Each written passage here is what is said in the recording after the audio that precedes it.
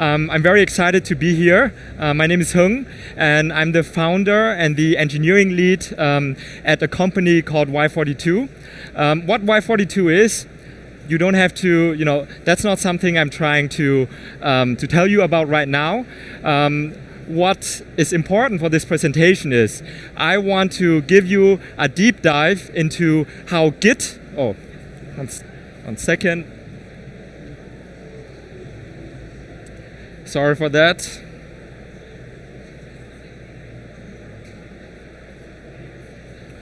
Yeah, what I really want to talk about in today's presentation is how Git can help you to accelerate your data journey, how it accelerates your Dataops journey. And but before jumping into that, I would like to get a feel of the audience. Who of you here has ever used Git before? Amazing, everybody. Great. Then let's not make this presentation too easy, but really jump into the little details here. As we all know, the use case for data has really shifted away from simple ad hoc reporting to data being leveraged into operational applications, into machine learning, key decision making, such as BI. And so what we have witnessed in the past is pipelines that were built with no best practices in an ad hoc manner, they will inevitably break. And yeah, how it breaks, very simple. You have a data pipeline that consists of multiple parts. And let's assume that each part of the pipeline only delivers,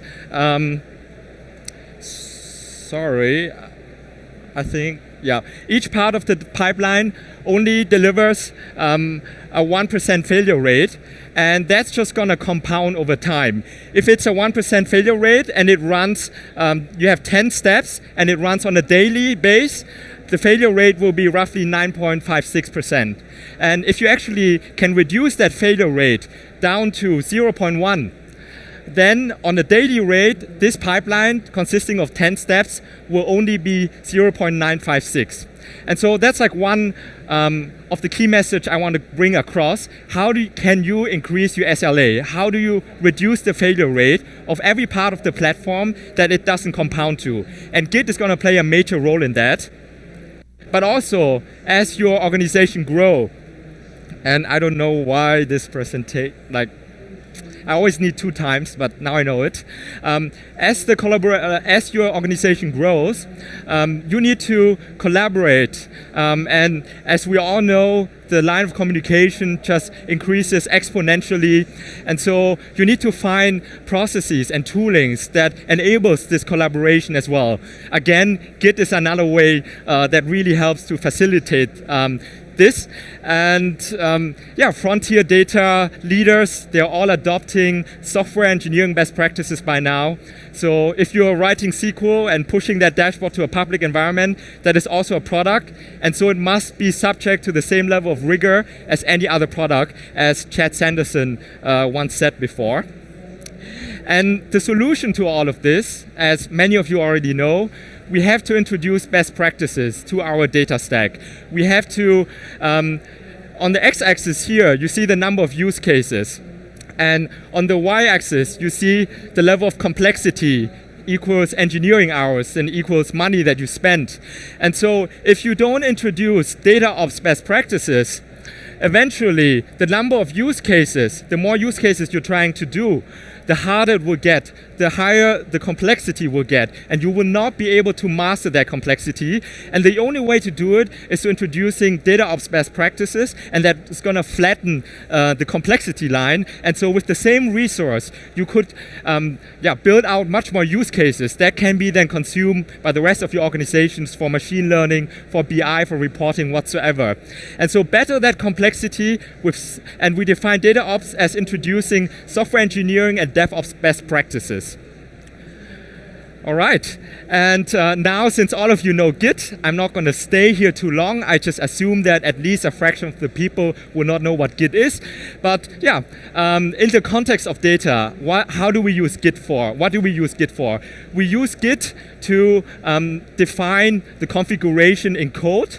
A configuration, for a data transformation, a SQL-based data transformation could be just a simple, select statement. A configuration for an ingestion could be defining which I want to pull data from my intercom account with the table's users and with the ID, first name, last name, right? Like those are all configurations that we store in Git.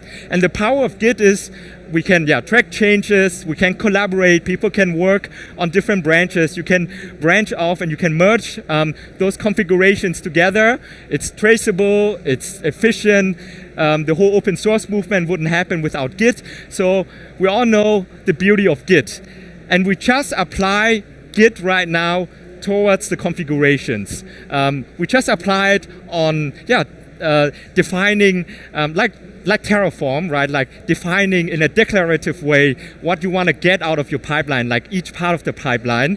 And then you actually have an engine that materializes it. In this very simple example, it's the Snowflake. Snowflake is the engine, and it creates a physical table inside the data warehouse, and this is the materialization process.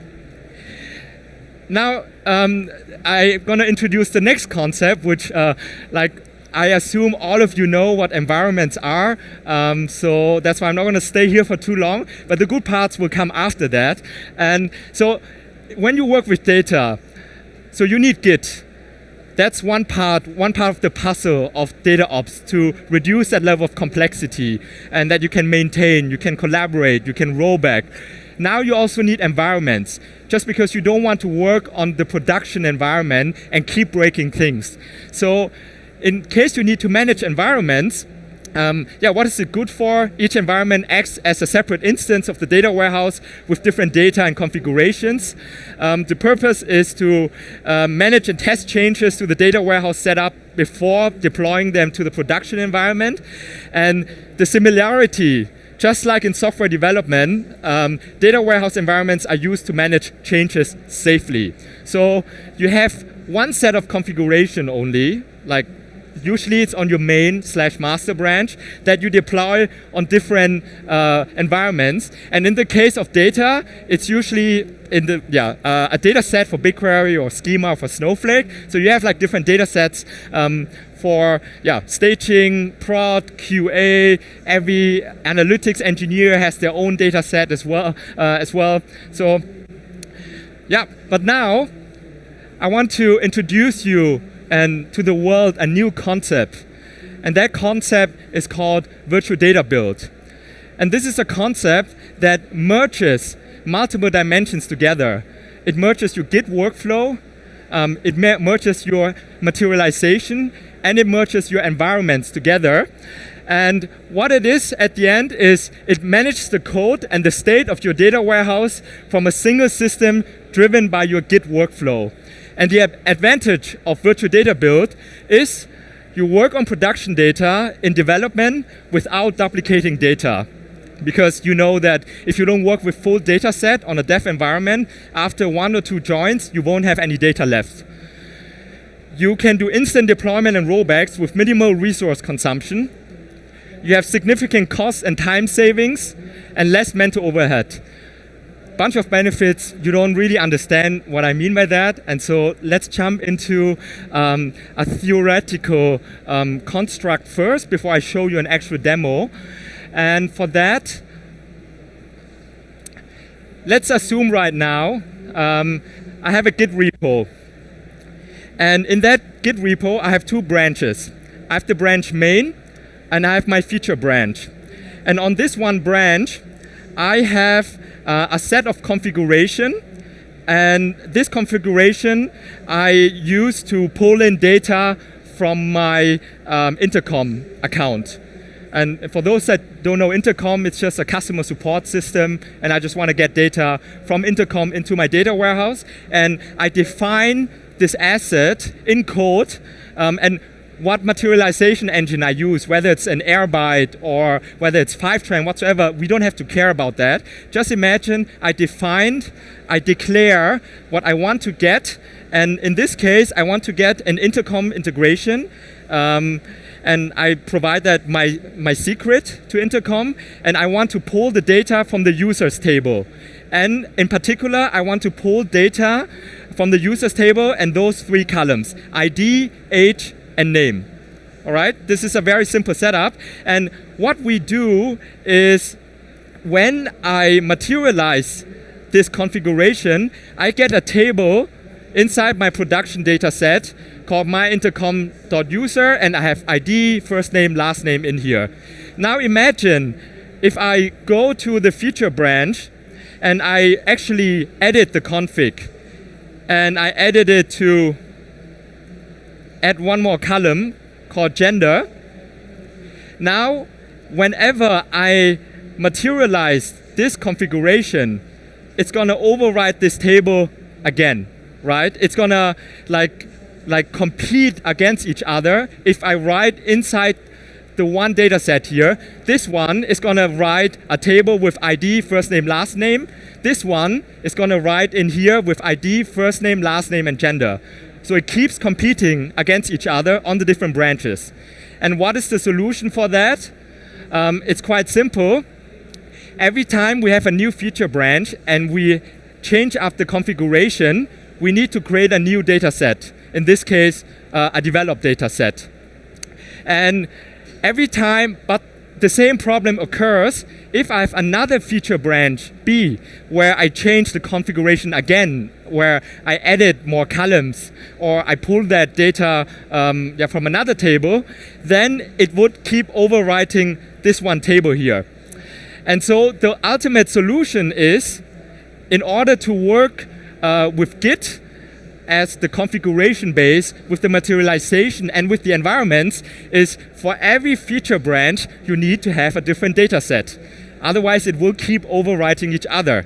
And you can already see the level of inefficiency in here, just because imagine if I work on feature branch A and I build this table, I already computed this table. It's a lot of money to compute this table, right? Like you can do, now what I'm going to do is when I merge this data into here, I don't want to recompute that table again. I paid a lot of money for that. It takes me a long time. I don't want to wait in my PR for my long-running CI jobs to rebuild the entire data warehouse. And this is just one part of it. Like, this is one asset of a huge pipeline that can consist of hundreds of data assets in your data pipeline, you know? And imagine multiplying it by n branches, like the amount of people that work on it in a system like that is extremely inefficient. Okay, now I want to introduce you to a new workflow. And the new workflow is, let's assume the same example. I work on main, I have my user configuration here, and then I change it up on the feature branch, and I add gender in here. When what happens is there's a system called virtual data build, which is an innovation that we have built for the data engineering industry. And this system is basically an abstraction. It builds tables inside one data set with UUIDs, with unique IDs. And what happens is now, since I changed this configuration, it doesn't override the old table, but it knows, oh, the configuration has been changed. I'm going to create a new table in here. And when I merge feature branch into main branch, it means this configuration will go over here. It's going to be the same configuration. And it knows automatically, okay, since it's the same configuration, it has to target the same table that has been materialized before. So we don't recompute that table. It's just a pointing system going with your Git workflow. It works alongside of your Git internals. So if you just merge the branch, the data will be merged alongside as well. Your version control your configurations, but you also version control your data along the way. Let's get into a bit more complex setup. So imagine I have my intercom table config, but now I also have a staging table, which is a model building on top of that source, right? And we see that, okay, my users config targets this table, my staging users targets this table here. And if my intercom, and I create a new feature branch, and I just change up the configuration here from, like before it was where age is 50, I change it to 60. Like I just change the configuration of the model. What it does is, this one, you don't have to rebuild the table again on the new environment, on the new feature branch. It falls back to the table that has already been created because it has the same configuration. So the configuration finds its materialization that it matches. And on top of that, now we're changing up this user configuration where we added the code. And that's why it creates a new version of the staging user table. And when we merge that into the other branch, it's gonna know exactly, I'm gonna go to this table. And the most complex case of all of it, let's assume I have this case here.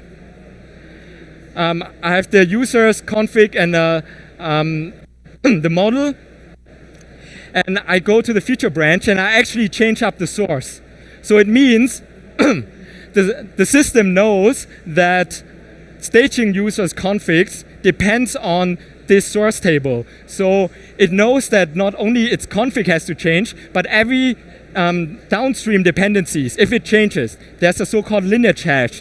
It also knows in this case, okay, I have to produce a new table because my configuration changed, but this table depends on this one. And so I also know that I need to create a new table because the lineage hash, the dependencies of it also change. And when I merge this branch into here, like feature branch into main, it will automatically know I have to target here and I have to target this table over here. Very simple like concept right now. And what it leads to is we've worked with hundreds of customers right now with this system. And what it leads to is, without virtual data build disabled, you would have compute costs, which is code changes and rollbacks, now multiplied by the number of environments, and you would have storage costs, which is data volume. But with virtual data build enabled, you would have compute costs, code changes, and you don't have rollbacks anymore. It's red, it drops out. You can roll back the system because it's just a pointing system, so you cannot have bad data into production. If it fails a test, it points towards the last valid table that is there. And you don't need to run multiple environments anymore. It's all a targeting system of the right computation. But we will have more storage, new materialization as a result of code changes because we serve multiple versions of the UUID system. But yeah, what is it at the end? Compute cost goes down significantly while storage goes up marginally. And we all know that compute cost is way more expensive than storage costs. And some examples here. I have 1,000 data models, 10 terabyte of data volume, 300 code changes, 3 rollbacks, and 3 environments. With it disabled, it's going to be $1,840 a month on your Snowflake instance. But with virtual data build enabled, it's only $830. So the cost in here is 55%. And it's not just the physical storage and compute cost that you save, but it's also the workflow cost, the simplicity of it. You don't have to care about 3 different systems. You just need to work with your Git workflow, and your data will wander around with you. And yeah, now at the end, what is Y42? We are a turnkey data orchestration platform. So we connect to the best of breed open source tools such as Airbyte, DBT, Python. And before Y42, you would need to run orchestrations which Airflow and Dexter, do cataloging and governance with Atlan and Monte Carlo. And it's really troublesome to do that because debugging and monitoring is extremely hard across such a dispersed set of tools. Cataloging and governance and observability is extremely hard as well. And yeah, analytics engineer and data engineer, expensive to hire and to glue together these tools. And what Y42 does is we bring the Y42 way with so-called stateful data assets. We standardize the declaration of each asset in one consistent interface applying GitOps. And we run the best of breed tools for you under the hood. We also standardize all the metadata for you. So from ingest all the way to transform, all the way to activation, we define it all in one consistent interface. You define all your assets, we run Airbyte for you, we run Fivetran, we run DBT, but you define it in all one consistent interface. We introduce the Dataops lifecycle from planning to defining, materializing, testing, deploying. We introduce it to every single asset. We version control every single asset, which is the virtual data build that I've just shown you before. And last but not least, because we standardize everything so much, we standardize the metadata that it produces, all of these tools. You get an inferred orchestrator and declarative asset-based orchestrator. You get a data catalog for every data asset. You get easier tracing and debuggability and monitoring, a health monitoring on top of that, and governance of the whole pipeline becomes a breeze. And yeah, this is in a nutshell what we do. We operate on top of the of the cloud data infrastructure of our customers. We help ingest, transform, activate. We have the virtual data build at the heart to manage all the different versions of it. We have an asset-based orchestrator. You get the control plane, data governance, asset health, and dynamic asset catalog. And this is, if you work with a data warehouse, you need a Y42. It's all the one tool, the turnkey data orchestration platform that helps you cut your compute and storage costs, your compute costs, that helps you run all of the best of breed modern data stack tool in one consistent interface. And yeah, just a quick teaser, and then we can go to the questions.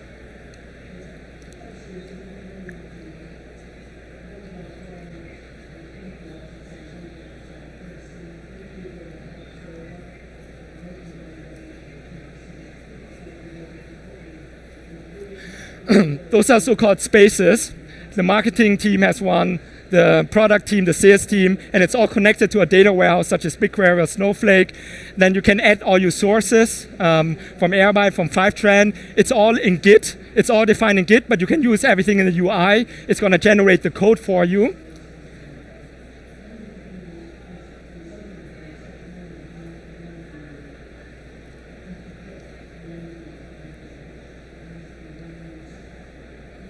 You get a data catalog out of the box because everything's so standardized. You get a VS Code in the browser, Git in the browser. You could do it in code mode or in the UI mode. And then you materialize your asset based on asset-based orchestration. So you say, I want to build this asset right now, and everything that is upstream. And you get all the health monitoring on top of that as well. You see what is yellow, what is red, what is stale, and we version control every single asset here. When you merge your branch into each other, the newest asset will always be shown just based on your Git workflow without any long-running CI jobs. And you get asset, health monitoring, data catalog, all plugged in on top just because every asset has been so standardized in the input and in the output of the metadata. And yes, that's in a nutshell what Virtual Data Build is, what Y42 is. We released an article called Virtual Data Build, a data warehouse environment for every Git commit. You can read through that, and there's like many more examples in here that you can read through. And it really went viral lately in the LinkedIn community, so you might have seen that article floating around. But other than that, I'm very happy to answer all of your questions now for the last 6 or 7 minutes. Thank you.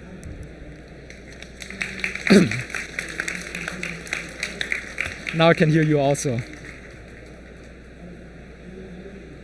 Any questions? Yes, sir. I cannot hear you, unfortunately. There's a microphone, yes. It's about the materialization of the data. You have, somehow you define your data in somehow a way. The table that for each branch you were talking about, were later materialized. Somehow, when you merge the branch, the other part of the data will remain unmerged, right? So it will be orphan, that one, in that specific scenario. For example, when you're going to merge the data, that will come orphan, the one on the left-hand side. Yes. What's happened to this data? It will still remain materialized. So you need to pay for the actual space, or will be after removed. So you can set the time to live for these tables.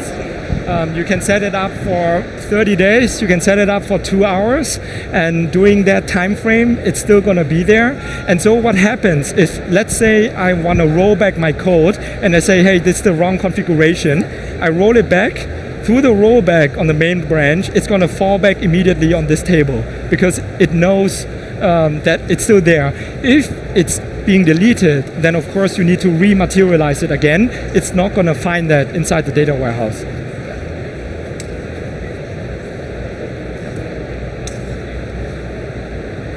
There's another question up here. Where? Right here.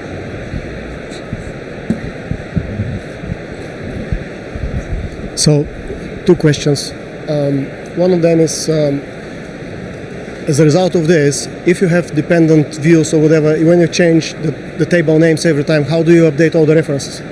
And the second question is, you end up this way in production with doing development work directly in production environment. In many companies, this is not going to be tolerated.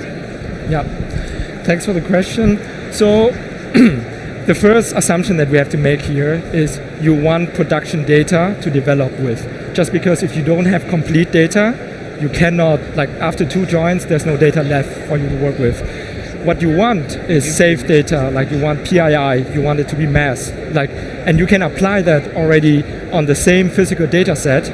And it's important that we do not overwrite any tables, right? It's immutable. So we generate, like software engineering, we bring immutability to data, and so we generate multiple versions of that. That is just a pointing system following your Git internals. So, and it's, like I've said before, there's a lineage hash system behind it, because it's like this table has a dependency. So it's the lineage hash is a hashing of all the configurations that follow, like if I'm a model and I depend on 2 different other models or assets, and these assets depends on something else. We're hashing the entire configuration of the whole lineage until this point. And so if anything in the lineage hash changes, I know my table is stale, it's not up to date anymore, and I have to rebuild that again and generate a new set of models. I hope that answers your question. By the way, we have our booth at 748. I'm going to be there in a bit, so if you have a bunch of questions, feel free. I think we have to close down the stage soon. You see everybody here also with a Y42 shirt over there at booth 748. Thank you so much, everybody.